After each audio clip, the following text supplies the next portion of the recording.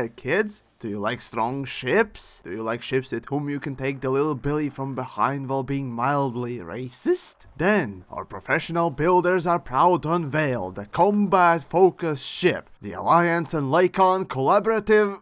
Wait, what? Are you now telling me that the dipshits in Alliance commissioned Lakon of all the ship manufacturers to develop a combat-only ship? It'd be like asking South Kruger to design a proper trader. It'd be like asking the Lacy to buy a paint bucket. It'd be like asking Devs Nut to make a useless time sink of a game feature. Some things in this life are just impossible. But here it is, the pride and joy of Elite's own non-useless time sink locked cheap medium ship. Honestly, I think I'm dead, and somehow the ammonia from all the decomposing corpses I beat had induced the last-minute hallucinations. Is this real? But seriously though, castrate me with a rusty spork. We got a new ship that's not completely, mind-bogglingly stupid, nor boring, while also managing to be quite competitive. At the price tag of 19 mil, Chieftain fills that wet slot like a champ.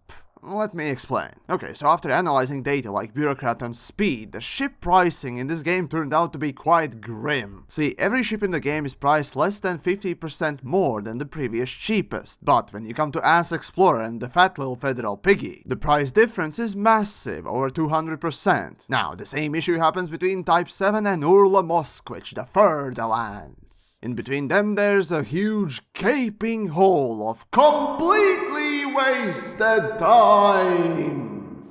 Or as devs probably like to call it, a value gameplay, aka fucking rank grinding. So now, at the very least, there will be something that'll fill the void. Oh wait, that probably will be great. Chieftain is just about the same as Type 7, so... never mind then, I guess. Chieftain is just the result of Alliance being a little slow, as usual, and trying to grab a share of the market that Clipper and scrawny little federal piggy, aka Ass Ship, had filled, just nicely. Seriously, core internals that matter are all the same between these three. As for optionals and other things, well, the standout there from the three is the Clipper, and the same goes with its size and weapon placement among the fabulousness and other things. Still, first things first, let's demoralize today's rape target by describing its looks. Now, from outside, the ship looks nice. No, seriously, it does look nice. Yet, I can't shake the feeling that there must be something fucked up. Because, see, Lakon doesn't do nice. I mean, for fuck's sakes, the last ship they released had this!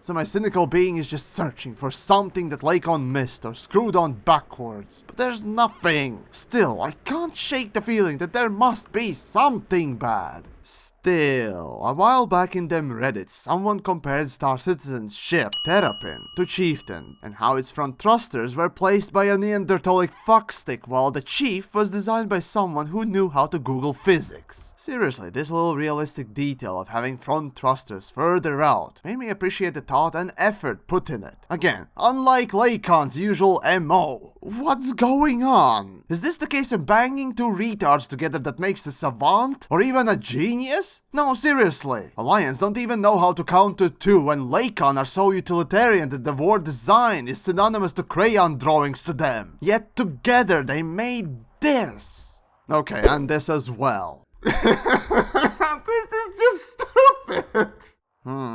I guess they're learning, somehow. After looking around, I found it! This ship's landing gear doesn't make any sense, and also makes it look like a dog taking a shit. So let me explain. Both the front and the back thrusters are the same sub-model. So you would expect, obviously, that just like with gangbang porno, everyone involved does equal amount of thrusting. Well then, in that common sense way, tell me, how can a thruster do the same amount of thrusting if a thruster also carries weighted nipple clamps? I mean, landing gear. Shouldn't the thruster with landing gear be bigger in size, or the one without it be smaller? My immersion is breaking!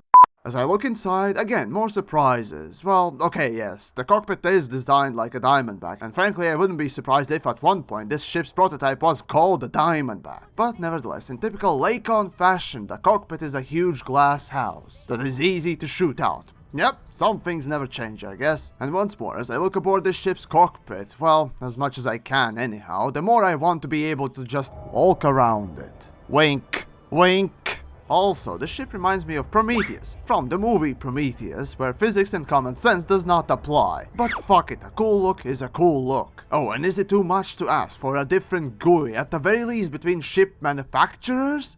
Just like the high from sniffing paint, the immersion is fading soon. Now, after poking and prodding this thing like a circus freak, I came to a few conclusions. Chieftain is basically a federal jackass, but with more shields and less yaw turn rate speed. Oh, and cargo space from Cobra 4. Yes, that abomination. Everything else might as well be the same. Now, here's an interesting thing. The Beef Chief is notably lighter than Core Dynamics' little darling, but in typical Lakon fashion, it drifts regardless. So you can go have fun with that and make lots of memes before hopefully crashing somewhere. Frankly, the butt-cheek tan suffers from the same issue that other combat ships do, and that's diabetes. I mean, not big enough power plant. So lasers and other juicy weapons will need to be engineered, and the same goes for power plant 2. Unless you're so hardcore, you also like to perform your own dentistry with a minigun. Then, go ahead and pick up those multi-cannons. As for the centered gun ports, oh, I can sense the railgun builds. Oh wait, right. Railguns are the gun world's equivalent of bodybuilder who skipped the leg day. Never mind then, back to the plasma builds I guess. Overall, the ship is joy to fly, but whenever I do, I always think of the scrawny federal piggy and how wonderful its your turn rate speed is. Sure, Chief has notably more damage, but for the ship that was made by lore to be more maneuverable one, oddly, Federation still can outturn it. Another interesting thing about Chief I noticed was when I picked up missiles. Yes, the bane of all fair combat, and such